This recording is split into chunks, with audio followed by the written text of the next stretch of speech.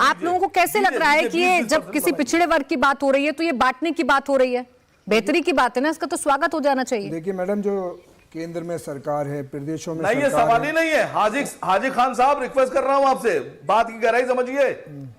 जो मांग मैंने की इसमें हाँ में हाँ मिलाइए, बात में मत फंसिए। एक मिनट मैं कह रहा हूं कि जब केंद्र में सरकार है, जो प्रदेश में सरकार है, भारतीय जनता पार्टी की जिन 18 प्रदेशों में सरकार है, मैं ये पूछना चाहता हूं कि सचर कमेटी, सर रंगनाथ मिश्रा की कमेटी की जो बात करी जा रही थी, तो उन्होंने पॉलिसी पर बनाई थी कि मुसलमानों में एजुकेशन के एतबार से मुसलमान पिछड़े हुए हैं, उनके लिए स्कूल कॉलेज उनके इलाकों में खोले जाएं। जहां मुस्लिम आबादी है वो ठंडे बस्ते में डाल दिया गया। ना मुसलमानों की, ना पिछड़ों की, ना इनकी कोई फिक्र नहीं रही बात ये कि 120 साल बाद गौहर यूनिवर्सिटी बनी थी मैडम। हम ये कह रहे हैं कि सरकारों को अगर इस देश के नागरिकों का उत्थान करना है, उसमें ना पसमानदा करो, ना हिंदू करो, ना मुसलमान करो, राष्ट्र के 135 करोड़ हिंदुस्तानियों की बात करो और उनके लिए विकास की योजना लाओ। अगर स्कूल खुलेगा मुस्लिम एरिया में भी, हिंदू एरिया में भी, उसमें भी बच्चे सब हिंदुस्तानी पढ़ेंगे और देश उन्नति और तरक्की करेगा। अगर इस देश को सुपर पावर बनाना है तो राष्ट्र के एक एक नागरिक को आगे ले जाना होगा। खाली पसमाना मुसलमान नहीं, पिछले हिंदू नहीं, दलित नहीं, सारे लोगों को। एक बात और कह दूं कि हमारे यहाँ तो हजरत ये बात है कि मुनफरद एक है, इस कौम की नुकसान भी एक ही सबका नबी, दीन भी, इस्लाम भी एक, हरम पाक भी, अल्लाह भी, कुरान भी एक, कुछ बड़ी बात थी होते जो मुसलमान भी एक। अगर हम अपना जमीर बेच देंगे, हम अपना ज़र्ब बेच देंगे, हम अपनी ख्वाहिशों को हासिल करने के लिए अपने देश के हिंदू और मुसलमानों को दांव पे लगा देंगे, तो ये न राष्ट्रभक्ति है, न मजहब है, थोड़ी ना बंद की गई है वो यूनिवर्सिटी। आपको तो पता होगा कि क्या केस था, कैसे उसकी दीवार गिराई गई, क्यों वहां पर लाइब्रेरी में चोरी की किताबें पाई गई, उसके बाद उन पर आरोप लगे। मैडम ये कोर्ट का मामला है, कोर्ट करेगा उस पर। मैंने ये तो आप ही लेकर आए थे बार-बार इसे बीच में। हम इसके अलावा भी अरे वो आपने बंद कर दी तो दूसरी खोल देते। 120 साल के अंदर कोई मुसलमानों के लिए आप ये समझिए वो कानूनी मामला है, अवैध अतिक्रमण हुआ था, 120 अतिक्रमण का मामला है सर, वो आरोप अवैध अतिक्रमण का लगा है। आप ये समझिए पहले इसमें हिंदू मुसलमान देखना बंद कर दीजिए आज़ाद खान जी, गलत नैरेटिव सेट मत करिए। आप बात करिए सबके साथ सबके विकास की, लेकिन गलत एग्जांपल मत दीजिए टेलीविजन पर आकर। खाली पुलाव हिंदुस्तानियों को भी खिला रहे हैं आप, हम मुसलमानों को भी नहीं। 15 लाख आएगा, 2 करोड़ जॉब दिए जाएंगे हमारे देश। तो इसकी बात करिए ना, बार-बार आप रामपुर की यूनिवर्सिटी का जिक्र क्यों करते हैं जिसका मामला कोर्ट में है? पुलाव खिला रहे हैं आप क्यों हिंदू मुसलमान हर मुद्दे पर करने लगते हैं? ये हुआ कि 10,000 लोग बड़े उद्योगपति आपकी बात आ गई सर, भारत से भाग गई, इसलिए भाग गए कि यहाँ। हनीफ जी, आरोप ये है कि आप सिर्फ और सिर्फ बांटना चाह रहे हैं मुसलमानों को, है तो प्रतिनिधित्व दिलवाइए पसमानदा मुसलमानों को। देखिए, हम एक पसमानदा मुस्लिम एक वर्ग है जिसमें 85% पिछड़ी और दलित जातियां मौजूद है।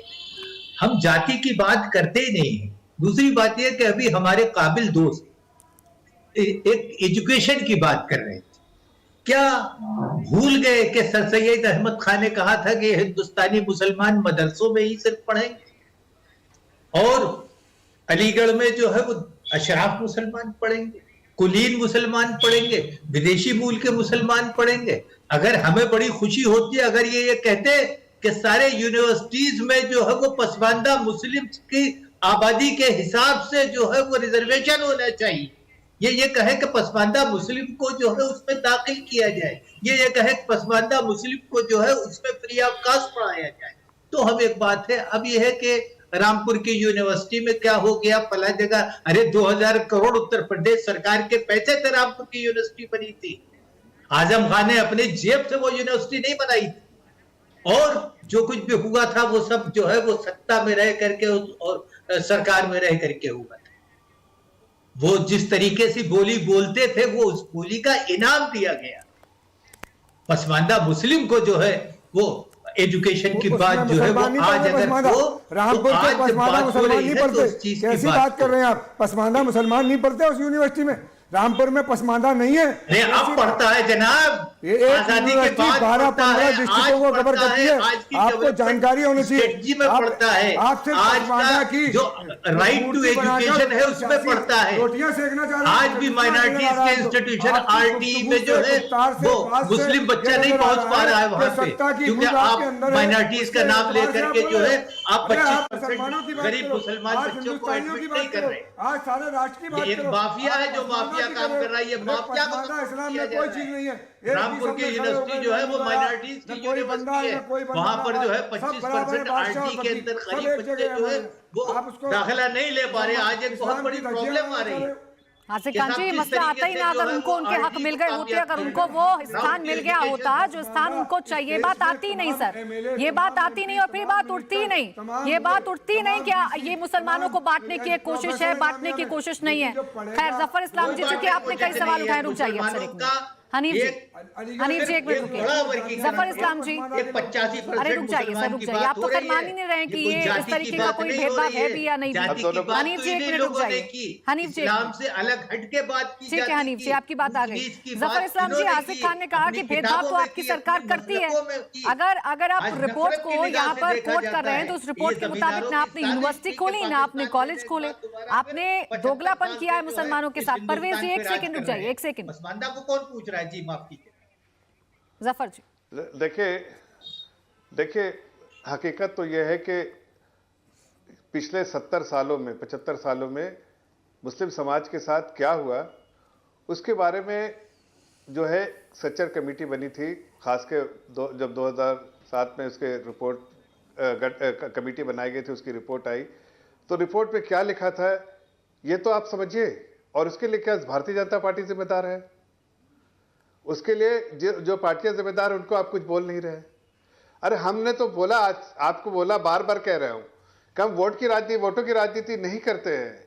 हमें वोट के लिए नहीं करना है। सब हम अपने देश को मजबूत बनाना है, समाज को मजबूत बनाना है, नागरिक को मजबूत बनाना है, कमजोर तबके को ऊपर लाना है, जो marginalise section of the society है उसको उसका दामन थामना है, उसका हाथ थामना है, उसको आगे बढ़ाना है। अगर देश आगे कैसे बढ़ेगा जब देश के रहने वाले लोगों का मजबूत ना हो? तो हमने, हमारा तो ये पॉलिसी है कि जो क्यू में लाइन में आखिरी आदमी जो खड़ा है उसकी चिंता करनी है। तो वही तो चिंता कर रहे हैं, छोड़ा तो किसी और ने, आगे लाने का काम हम कर रहे हैं। तो अभी गालियां हमें। अब इसमें देखिए कोई मुस्लिम समाज के बीच में ये जो कह रहे हैं ये आपस दोनों की बात पे है। मैं भारतीय जनता पार्टी का ऑफिशियल स्पोक्स पर्सन है। अरे आप आसिफ खान जी एक मिनट, एक एक करके बात करते हैं। ये आपको मैंने कहा ना कि हमारे समाज में तो, हमारे सरकार में तो सब कुछ अच्छी चीजें हो रही है। जिन सरकारों में नहीं हुआ तो उस वक्त तो आपके मुंह में लगता है कि लड्डू डाल के बैठे थे, कभी बोलते ही नहीं, कांग्रेस को गाली देते हैं, कभी समाजवादी को गाली देते हुए नहीं सुना, कभी आप बसपा को गाली देते हुए नहीं सुना, कभी लालू यादव की पार्टी को गाली देते हुए नहीं सुना, कभी ओवैसी को गाली देते हुए नहीं सुना। अरे उन लोग जिम्मेदार है इस चीज के लिए, जब जैसे मर्जी से इस्तेमाल करते हैं मुस्लिम को। मैं तो कह रहा हूं कि वोट के लिए नहीं करते हैं, हम समाज का उत्थान करते हैं। जिसको वोट देना है वो वोट देगा, जिसको नहीं देना होगा नहीं देगा। लेकिन मैं एक बात कह रहा हूं कि मुस्लिम समाज को एकजुट करके एक कोने में खड़ा करने का काम और भाजपा को हराने का काम ये आप लोग करते हैं। मैंने तो कभी नहीं कहा। मैंने तो कहा कि भाई वो समाज के हर वर्ग को आगे बढ़ाना है, सबका साथ सबका विकास। वेलफेयर स्कीम आपके लिए एक टेस्टिमनी है कि आप देखिए, वो एक मिसाल है आपके लिए, जो आप सच्चर कमेटी में एक मिसाल है और एक यहाँ की मिसाल है, दोनों सामने देख लीजिए। हाँ, ये हो सकता है कि आपके ज़हनी तौर से आप लोग चाहते हैं कि बीजेपी को कटघरे में खड़ा करते रहे, लेकिन अब मुस्लिम समाज भी समझने लगा है कि कटघरे में खड़ा उनको होना चाहिए। हमें कटघरे में खड़े करने से आपने किया था 2 करोड़ नौकरियों का वादा आपने किया था, और हमारे होम मिनिस्टर कह रहे हैं तो जुमलेबाजी थी। अरे हम तुम कह रहे हैं, मुसलमान कह रहे हैं। आप जो है ना, आपके पास जवाब नहीं है। आप पॉलिटिकल होके मत बात कीजिए।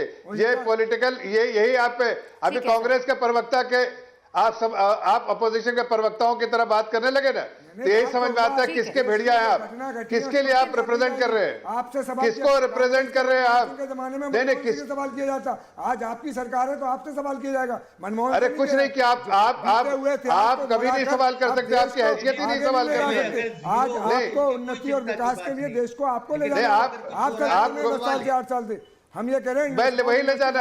आप उसको, जो लोग भी समाज को तोड़ेंगे, चाहे आप हो, हम उनको सख्ती से ही निपटेंगे। सब समाज को आगे बढ़ने देंगे, समाज को पीछे खींचने वालों को सख्ती से निपटेंगे। इंडिया टीवी हर वक्त हर जगह डाउनलोड करने के लिए सर्च करें India TV news Google play store या ऐप स्टोर पर।